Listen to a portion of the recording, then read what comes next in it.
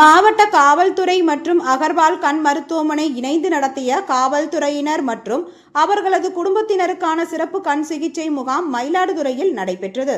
மயிலாடுதுறை மாவட்ட காவல்துறை மற்றும் கும்பகோணம் அகர்வால் கண் மருத்துவமனை இணைந்து நடத்திய சிறப்பு கண் சிகிச்சை முகாம் மயிலாடுதுறையில் நடைபெற்றது.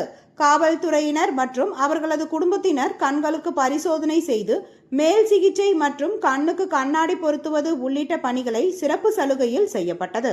மாவட்ட காவல்துறை கூடுதல் கண்காணிப்பாளர் திரு ஜெயக்குமார் மற்றும் அகர்வால் கண் மருத்துவமனை மருத்துவர் ஜீவானந்தம் ஆகியோர் முகாமை துவக்கி வைத்தனர். நிகழ்ச்சியில் காவல்துறையினர் மற்றும் அவர்களுக்கு குடும்பத்தினர் 150 பேருக்கு சிறப்பு கண் பரிசோதனை செய்யப்பட்டு மேல் சிகிச்சை தேவைப்படுபவருக்கு அதற்கான பரிந்துரை செய்யப்பட்டது. கண்ணாடிகள் 50% மானியத்தில் வழங்கப்பட்டது.